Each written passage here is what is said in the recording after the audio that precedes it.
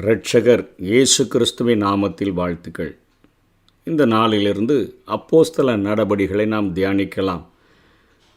முதல் அதிகாரத்தை தியானிப்பதற்கு முன்பாக இந்த அப்போஸ்தல நடபடிகளினுடைய முன்னுரையை நாம் தெரிந்து கொள்வது அவசியம்.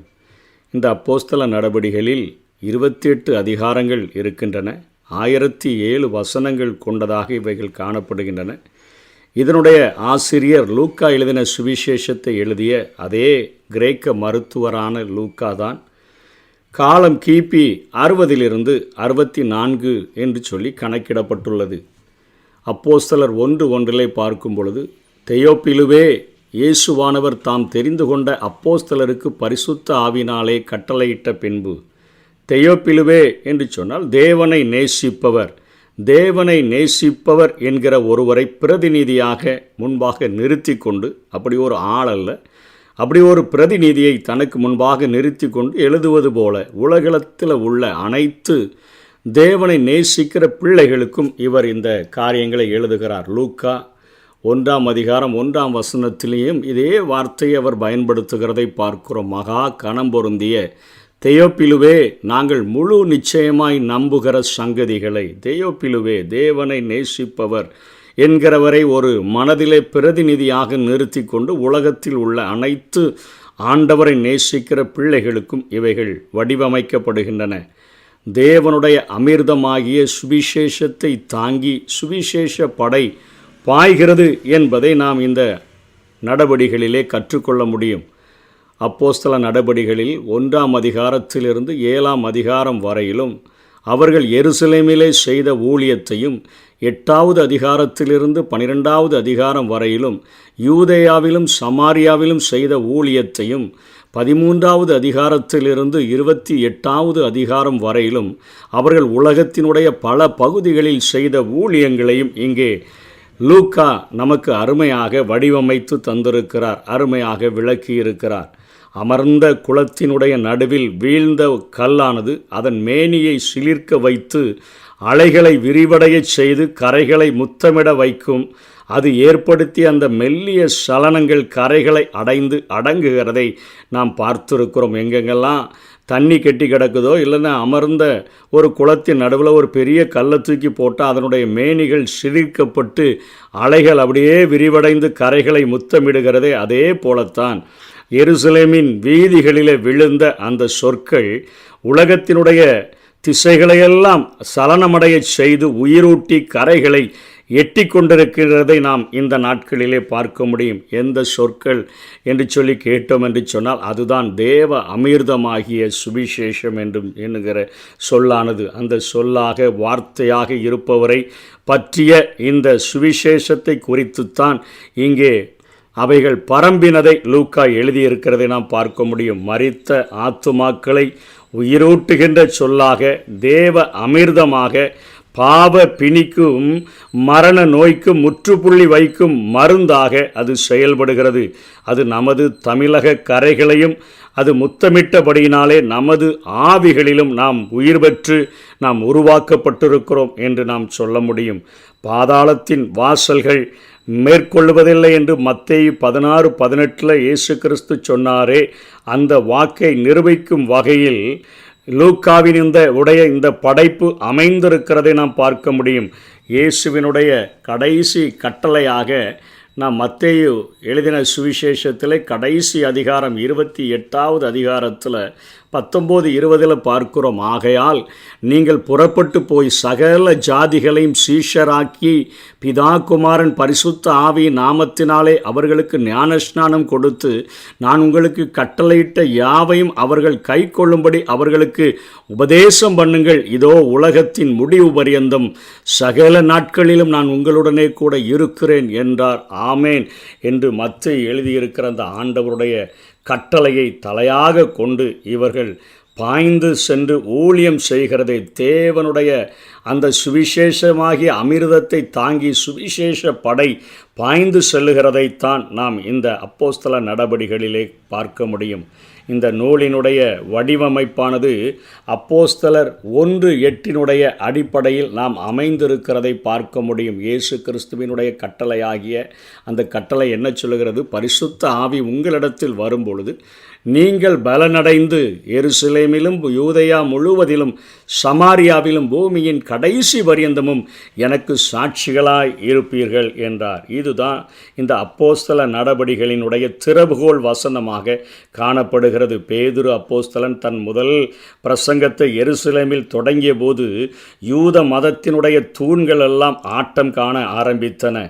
உயிர்த்தவரை மறைப்பதற்கு அநேக முயற்சிகளை எடுத்துக்கொண்டிருந்த அந்த நேரத்தில் முகமுடிகளை கிழிக்கும்படியாக பேதுருவினுடைய போதனைகள் இருந்தன. வாள்களை உருவி அவர்கள் அங்கே களமிறங்கினதை பார்க்கிறோம். தேவ அதிகாரம் பெற்ற வாள்கள் முன்பாக நிலைகுலந்து அந்த ரோம பேரரசினுடைய அதிகாரமும் யூத மதத்தினுடைய சர்வாதிகாரமும் நிலைகுலைந்து நின்றதை நாம் பார்க்க முடியும். அடிக்கடி எழுந்த பலர் தேவனின் அடிபணிகிற காரியங்களை இங்கே நாம் பார்க்க முடியும். சுவிசேஷ அந்த குரல்களை ஒடுக்குகிறதற்காக குதிரை ஏறி பாய்ந்து போன சவுலானவன் சுவிசேஷத்தை சுமக்கும் கழுதையாக மாறினதையும் நாம் இந்த அப்போஸ்தல நடபடிகளிலே கற்றுக்கொள்ள முடியும். 12 அதிகாரங்கள் பேதுருவின் பணிகளையும் மீதி அதிகாரங்கள் பவுலின் பணிகளையும் பற்றி கூறுகக்கூடியதாக இந்த அப்போஸ்தல நடபடிகள் அமைந்திருக்கின்றன. உலகின் வீதியெங்கும் சுவிசேஷ படையாக பாய்ந்த பவுலை எந்த கிறிஸ்தவனும் மலையளவு உயரத்தில்தான் பார்க்க முடியும் என்பதை அவருடைய பணியானது நமக்கு கற்றுக் கொடுக்கக்கூடியதாக இருக்கிறது. சபையின் வரலாறு, ஆவியானவரின் நடபடிகள் என்பதும் இதற்கு கொடுக்கப்படக்கூடிய மற்ற பெயர்களாக பொருந்தக்கூடிய பெயர்களாக காணப்படுகின்றன. ஆத்தும போர்க்களத்தின் மகா அலெக்சாண்டராக பவுல் திகழ்ந்ததை இங்கே பார்க்க முடிகிறோம். அவர் குட்டை மனிதராக இருந்தார் என்று சொல்லுகிறார்கள். அவர் சாதித்த உயரங்கள் அத்தனை மிகப்பெரியதாக இருந்ததை பார்க்கிறோம். இந்த நூலினுடைய ஆசிரியர் லூக்காவே என்பதற்கு நாம் அந்த அதிகாரத்தினுடைய அந்த அப்போஸ்தலர் 1:1 லூக்கா 1:1 பார்க்கும் பொழுது தெயோப்பிலுவை குறித்து அவர் குறிப்பிட்டு தேவனை நேசிப்பவரை ஒரு பிரதிநிதியாக வைத்து அவர் எழுதியிருக்கிறதை நாம் பார்க்கிறோம். அதே போல அப்போஸ்தலர் 16:10 நாங்கள் என்று அவர் கூறுகிறார். தன்னையும் இணைத்து பவுலோடு கூட இணைந்து ஊழியம் செய்தவராக தன்னை குறிப்பிடுகிறார். இதனை 2 தீமோத்தேயு 4:11 பவுலும் லூக்கா மாத்திரம் என்னோடு கூட இருக்கிறான் என்று குறிப்பிடுகிறதை பார்க்கிறோம்.